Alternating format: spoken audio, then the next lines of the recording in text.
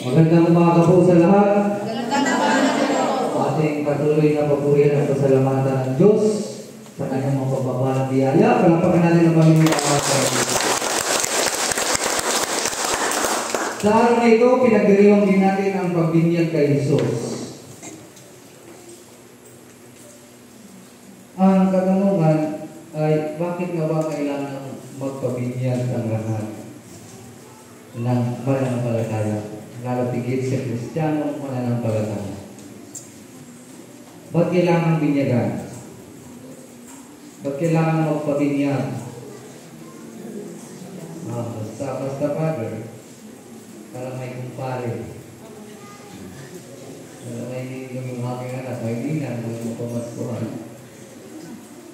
Sige pa, gagawin yung binyag. Binyag ko, binyag ko, binyag ka naman doon. Sabi na. Itinuturo ng simbahan na kailangan mabinyagan ang lahat ng mananampalataya sapagkat ito'y utos ng Diyos.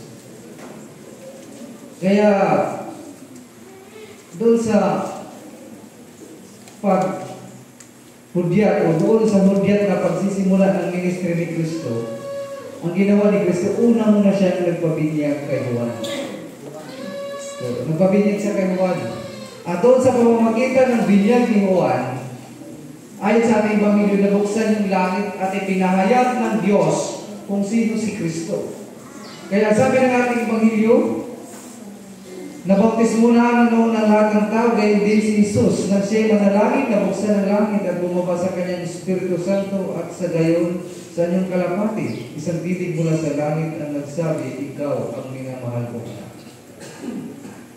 Sa ganitong pahayag, ipinakita ng Diyos na unang-una, si Kristo'y nagpabinyag hindi dahil sa siya'y may kasalanan, kundi siya'y nagpabinyag upang ibigay o tanggapin ang banal na Espiritu para maging kalakasan sa kanyang paglilingkod o pagministriya upang ituro sa tao ang pag-ibig at pananampalataya sa Diyos.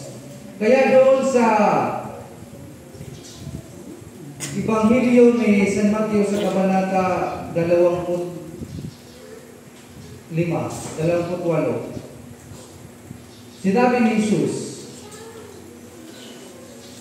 dumayo kayo. Sinabi niya sa kanyang mga alagad, dumayo kayo. Binyagan ninyo ang lahat ng bansa, lahat ng tao sa bansa. Sa pangalan ng Ama, ng Anak at Espiritu Santo, at turuan ninyo silang sumunod sa mga itinuturo ko sa inyo. Ibig sabihin, ang pagiging tagasunod natin, kailangan natin tumanggap ng binyag upang maging bahagi tayo ng pagliligtas ng Diyos.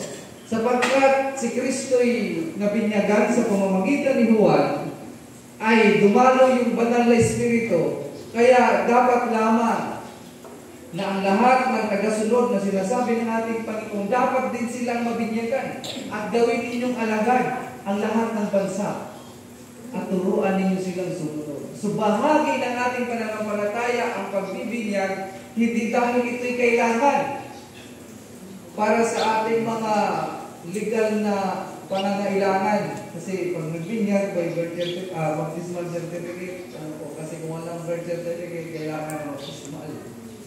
Ngunit ang pahayag ng ating Panginoon, kung ikaw ay alagad ng Diyos, dapat kailangan maging bahagi ka ng sakramento ng bautismo sapagkat ito ang maging tanda mo na ikaw ay anak ng Diyos.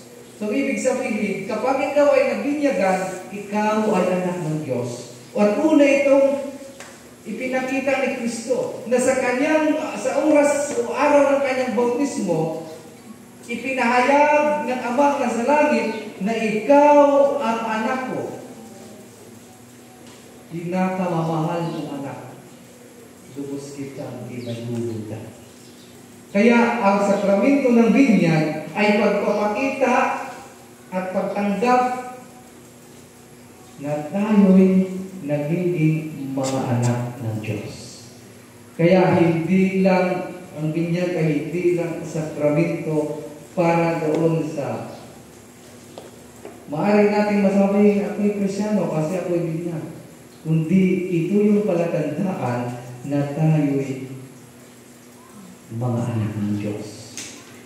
Kaya sa ating pang-araw-araw na buhay, huwag natin kalimutan na tayo'y binyagan.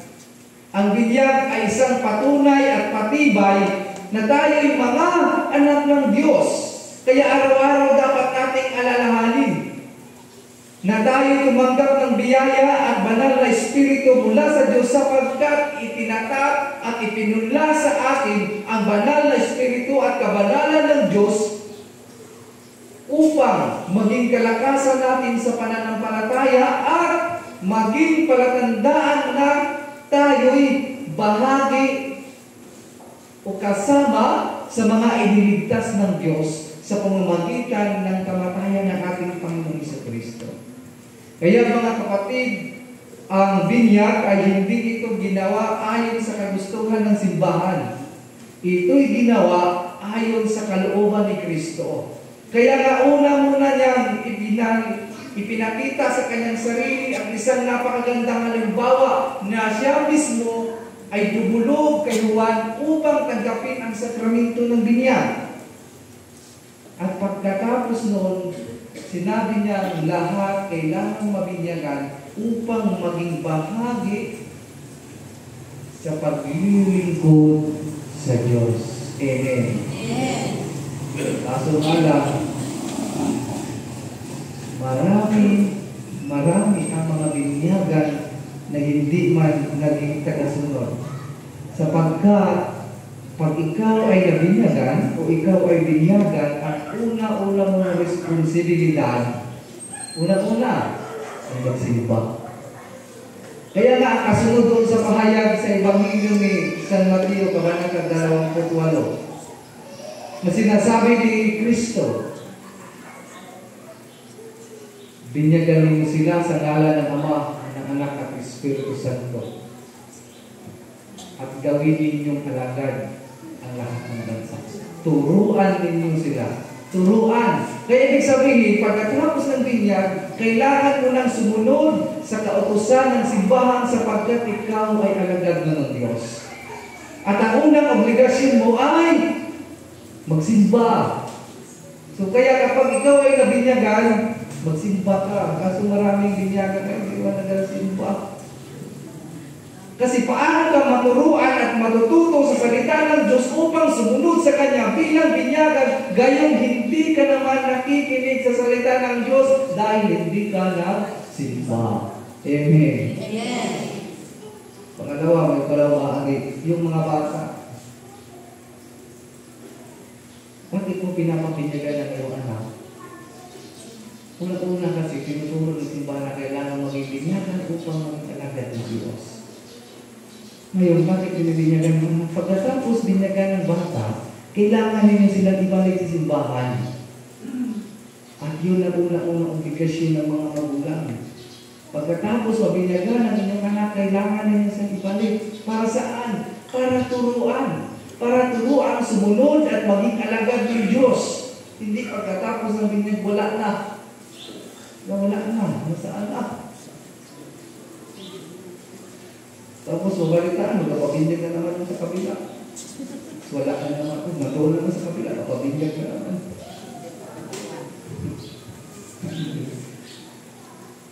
Kailangan pagkatapos ng binyag, ibalik yung bata para turuan. Para lumaki siya may pananampalataya at may karunungan mula sa katuruan ng Diyos. Sapagkat ang purpose ng binyag hindi lang kaligtasan, kundi ikaw ay magiging tagasunod ni Kristo. Kaya nga, paano masunod yung kalooban ng Diyos, paano masunod yung utos ni Kristo, gayong hindi naman natuturuan. Nabinyagan nga, pero hindi naman natuturuan. Amen. Amen. Kaya, mga kapatid, the baptism has a responsibility. Kailangan natin dalhin. Kaya dapat palagi natin alalahanin na ako yung binyag. Kailangan mo dalhin yung aking sarili at yung aking anak ay binyag. Kailangan mo dalhin sa simbahan upang maturuan para maging mabuting tao. para maturuan o para maging kalugod-lugod sa mata ng Diyos. Kaya mga kapatid, tanungin natin yung ating mga sarili bilang binyagan, kalugod-lugod pa ba ako sa mata ng Panginoon? Kaya pa ba akong tingnan ng Diyos? Natutuwa pa ba sa akin ng Diyos bilang binyagan? O hindi na? Ha? Baka na-English na English sa inyo araw-araw. Kaya mga kapatid, sa ating patuloy na pamumuhay bilang binyag, isabuhay natin na anak tayo ng Diyos. Kaya nga doon sa pagiging anak ni Kristo, ibinahagi yung sakramento ng binyag upang ang lahat ng mga taong bininyagan sa pangalan ni Kristo ay magiging kanyang mga anak. At kung ang Diyos ay mabuti, at kung ang Diyos ay ating Ama, sa pamamagitan ng binyag, dapat kung kanyang mga anak ay mabubuti din.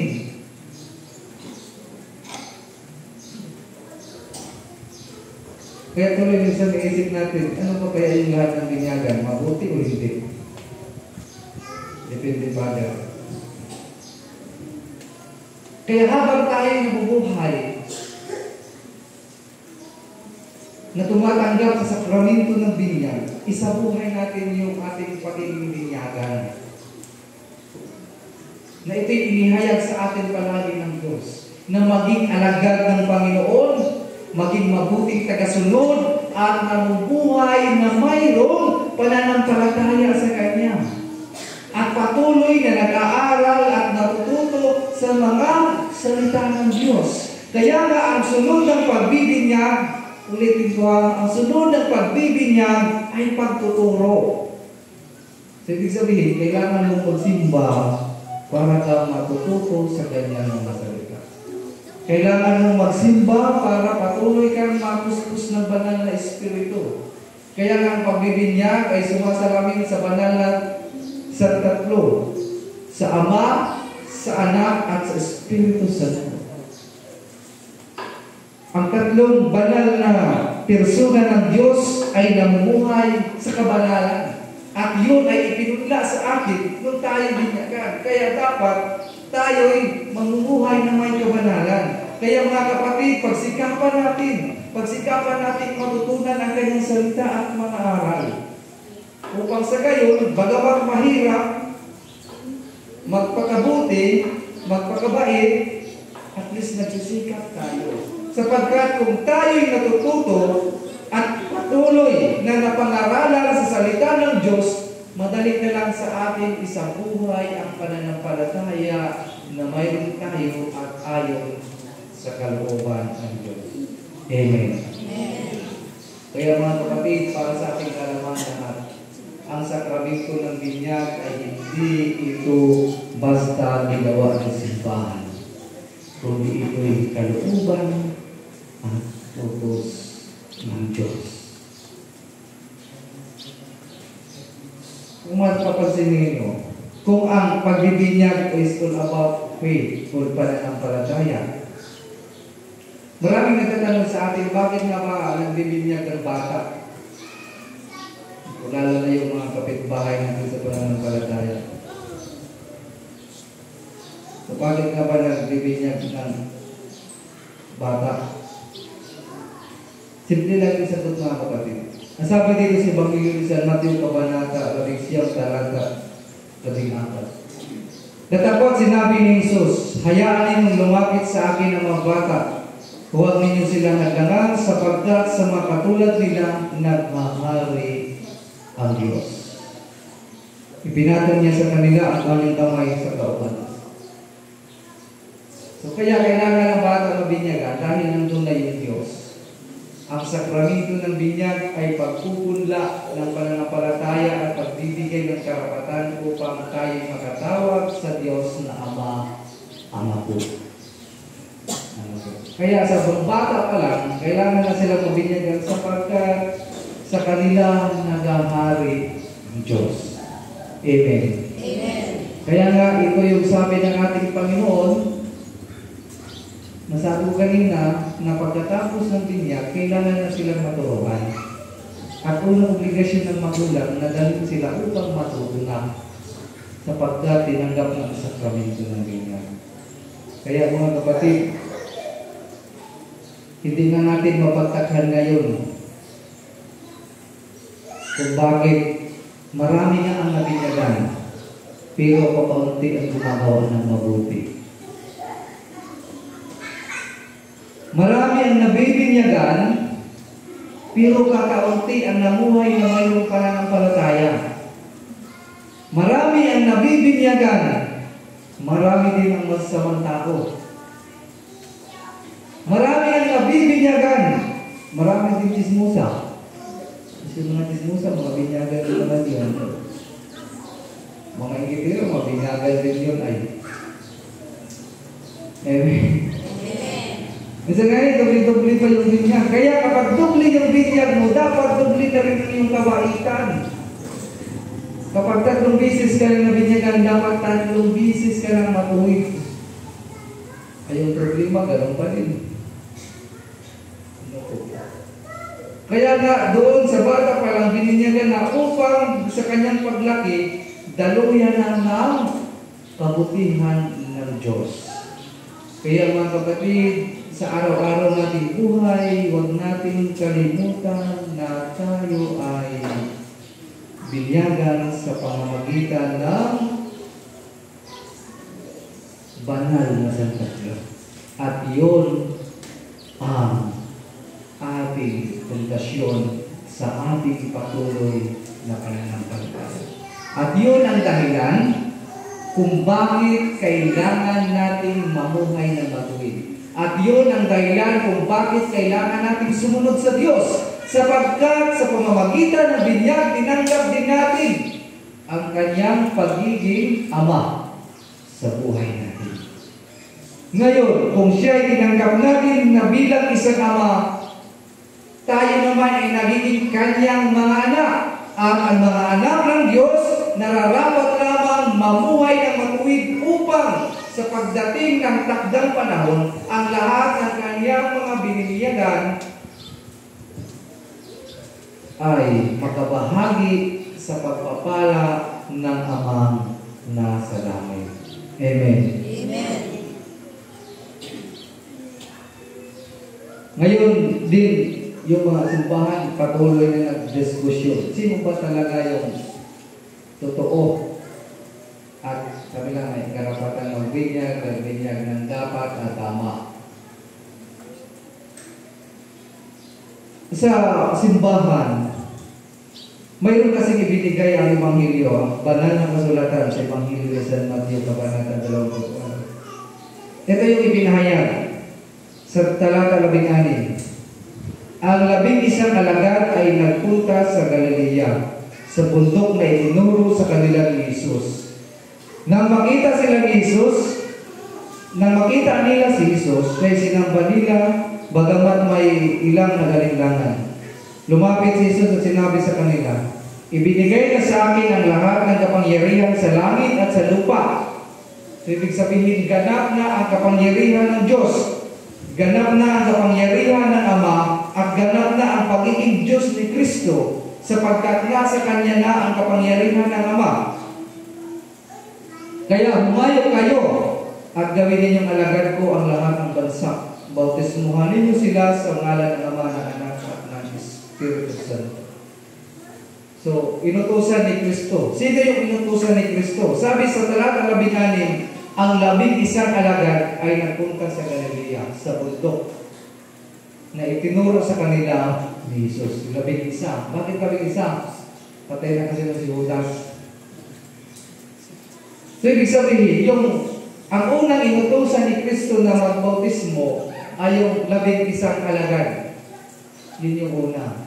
Kaya napakahalaga sa simbahan na mayroong apostolic succession to perform the sacraments.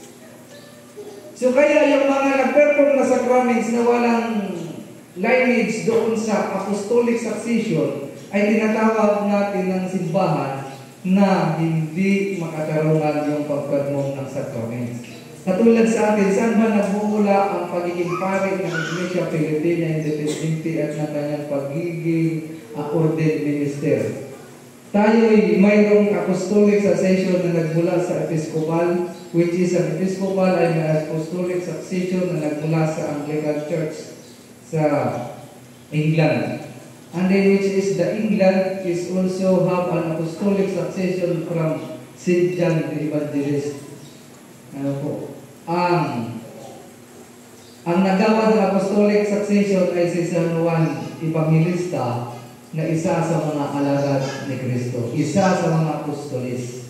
Ano po? Which is the Roman Catholic came from their apostolic succession from St. Peter. Ano po? So,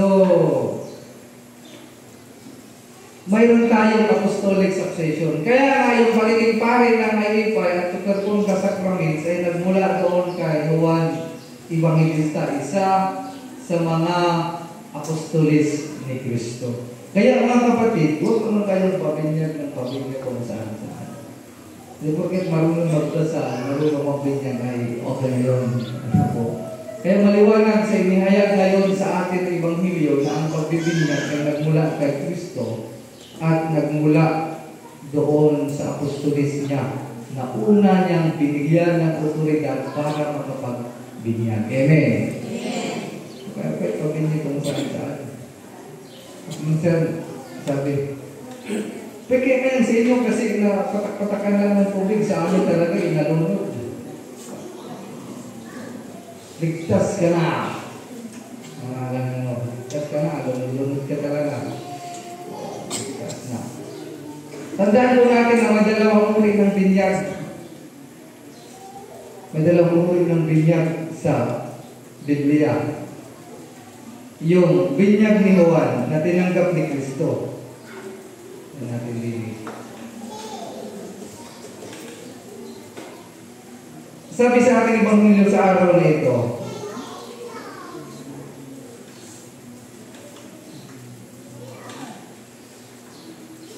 Lucas, Kabanata 3, talata 16. Nagharis ang mga taong pananabik sa pagdating ng Mesiyas at ang akala ng marami, si Juan ang kanilang hinihintay. Kaya sinabi ni Juan sa kanila, binabautismuhan ko kayo sa tubig, ngunit ang darating na kasunod ko ang magbabautismo sa inyo sa Espiritu Santo at sa apoy. Siya'y makapangyarihan kaysa sa atin. So, inihayag ni Juan na mayroong dalawang binyag. Una, yung binyag niya at binyag ng kasunod sa kanya. Sino yung kasunod sa kanya? Na darating? Si Kristo. Marami ang nag-aakala na si Juan ay yung Mesiyas, ngunit alam ni Juan na hindi siya.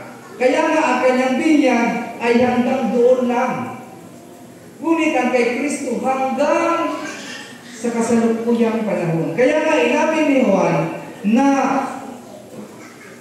binabautismuhan ko kayo sa tubig, ngunit ang darating ko na kasunod ay magbautismo sa inyo sa Espiritu Santo. Yung iba, kinagaya kung paano si Juan magbautismo. Kasi ang paraan ng pagbautismo ni Juan sa Hilong Jordan ay inalugdog talaga sa tubig. Alunod-lunurin ka talaga. Pero sabi ni Juan, pagdating ng kasunod ko, hindi na kailangan yung kanyang bautismo. Sapagkat ang bautismong gagamitin ay bautismo ng Espiritu Santo at bautismo sa apoy, which is ang bautismo ni Kristo. Kaya nga, ang unang utos sa pagbibinyag, taligdan ninyo ang inyong mga kasalanan, magsisi kayo at pabautismo kayo upang kayo pagharian ng Diyos. Yun yung unang utos at ang nag-utos nun ay si Juan. Ngunit nung dumating si Kristo, nagkaroon ng panibagong bautismo at yun ay aminado si Juan. Na sa kanyang sinasabi na ako'y magbabautismo sa tubig, ngunit ang susunod sa akin na mas makapangyarihan kaysa sa akin, ang kanyang pagbibinyag ay sa pamamagitan ng Espiritu Santo at sa pamamagitan ng apoy. Kaya nung si Kristo'y bago lisyanin ang mundong ito, inutusan niya ang kanyang mga apostoles na binyagan ninyo sila sa ngalan ng Ama, ng Anak at ng Espiritu ganito, at gawin ninyo silang mga alagad ko, turuan upang maging tagasunod. So hindi na katulad kay Juan na magsisig sa ligdan, kundi ang utos sa pangalawang binyag, sa binyag ni Kristo, turuan ninyo sila upang maging tagasunod ko. Magiging alagad ni Kristo.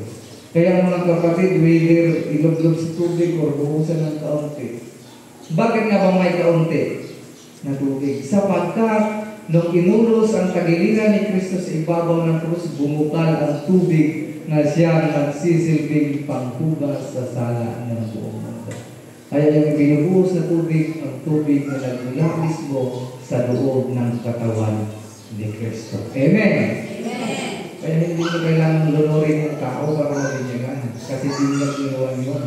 At yung binyag ni Juan ay nawala na nung nagkaroon ng bagong utos tungkol sa pagbibinyag at itinan mula kay Kristo. Amen. Kaya dapat maliwanag sa ating lahat yun. Ano?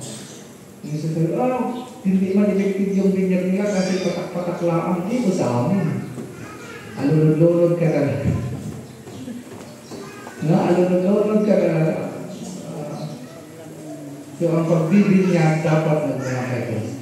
At ang magbibinyag, dapat may apostolic succession na tinanggap ng mga apostolis mula sa utos ni Kristo na ipinasa hanggang sa mga susunod na salinlay hanggang sa kasalukuyan. Sapagkat ang simbahan may kaugnayan kay Kristo, ang simbahan may karapatan ipagpatuloy ang misyon ng Diyos na nagmula sa otoridad ni Kristo sa apostolis hanggang sa kasalukuyang panahon. Kaya mga kapatid, sa oras nito, sa araw na ito, ang pinagnitain at alalahanin na tayo mga binyag.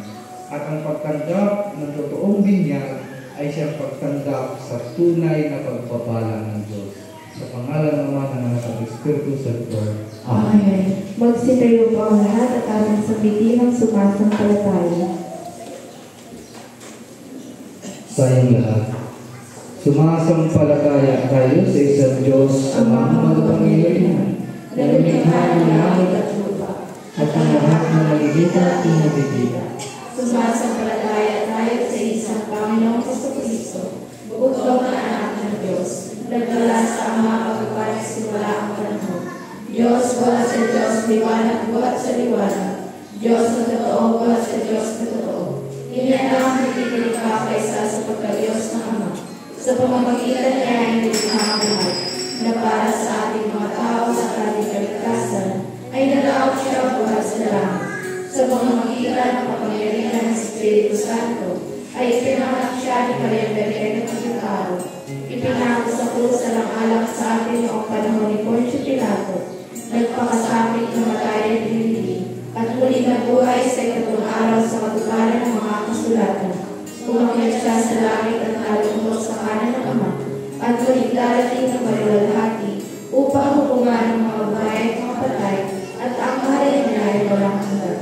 Sumasampalataya tayo sa Espiritu Santo, ang Panginoon at tagapagbigay ng buhay, na nagtungkol sa Ama.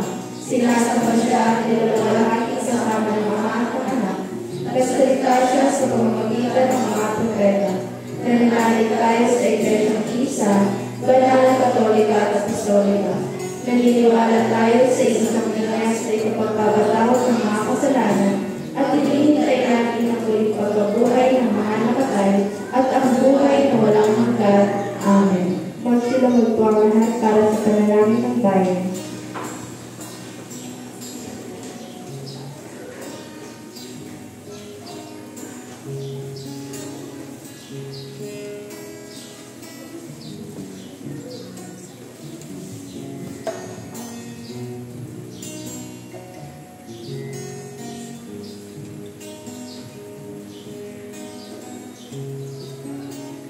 Ginugunita natin ngayon ang formal na paghirap kay Jesus bilang lingkod ng Panginoon na siyang aako sa mga pagkakasala ng sanlibutan. Buong pusong nagpapasalamat sa Kanya ang ating pong isa tutugon, manalangin tayo. Panginoon, digin mo kami. Ulitin po natin. Panginoon, digin mo kami. Para sa lahat ng mananampalataya, lalo na ang kanilang mga pinuno, naway sila ang maging mga mapagkumbaba at tapat na lingkod ng Panginoon sa mundo ngayon. Manalangin tayo. Para sa mga bagong binyagan, lalo na ang iyong nasa sapat na gulang, naway pahalagahan nila ang banal na Espiritu sa kanilang mga puso at laging mamuhay ng mga anak ng Ama. Manalangin tayo. Para sa mga nakalilimot sa kahulugan at kahalagahan ng kanilang binyag, naway pag-ibayuhin ng Espiritu Santo ang mga bunga ng kanyang pamamalaki sa kanila at muli silang gawing masisiglang kasapi ng simbahan. Manalangin tayo.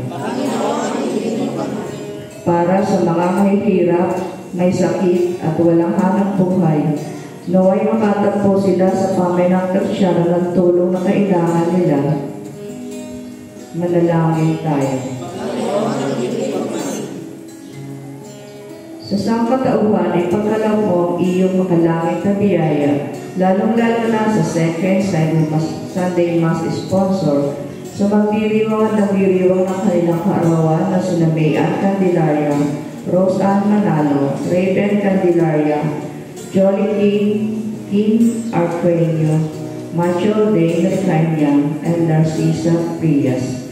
At sa kongregasyong ito, tinggilan tanggapin naman nila ang iyong banal na salita ng may kababaang loob at masunurin puso at paglingkuran ka na may katapatan sa lahat ng araw ng kanilang buhay.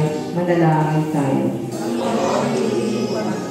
Sinasama namin, Panginoon, sa iyong magandahang loob, bibigyan lakas at tulungan ang nasa ligalig, kalungkutan, pangailangan, may sakit o kapansanan, lalong-lalo na sa Maylin Villavicencio, Narcisa Frias, Rudy Saludes, Father Edwin Lonto, and Franz Eli Perlas.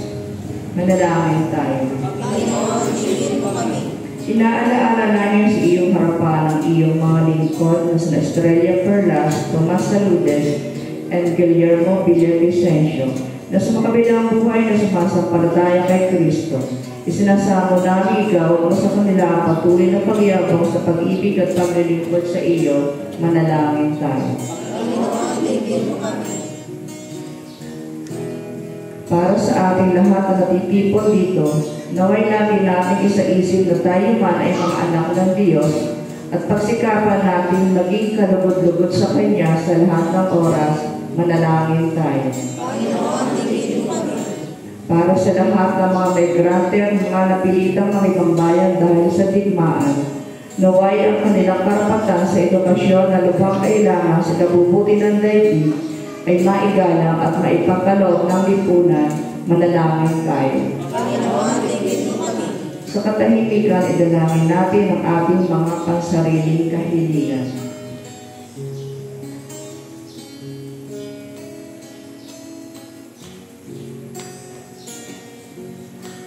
Manalangin tayo. Panginoong Jesus, sa pagbibinyag sa iyo, tinanggap mo ang bigat ng aming mga kasalanan. Nawa mapagaan namin ang gayong pasanin sa pamamagitan ng pagpapahalaga sa aming mga pangako sa binyag. Isinasamo namin ito sa iyo na aming kapatid at Panginoon. Amen.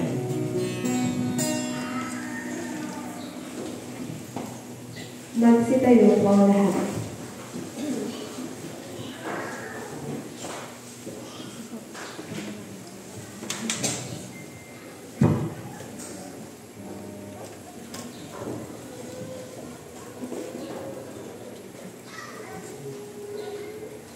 Mga kapatid, tayong katawan ni Kristo sa pamagitan ng isang Espiritu, tayong lahat ay pinagsangkat, tayong ibinyagan. Panatilihan natin ang pagkakaisa ng dulot ng Espiritu sa ligis ng kapayapaan. Ang kapayapaan ng Panginoon ay laging nawang sumainyo. At sumainyo. Magbatian tayo ng kapayapaan sa isa't isa. Peace. Buong kagalagang ihintog natin sa Panginoon ang karangalang nararamot sa kanyang pangalan dahil magdala ng alay at pumalawag sa kanyang harapan. Magsiupo ang lahat.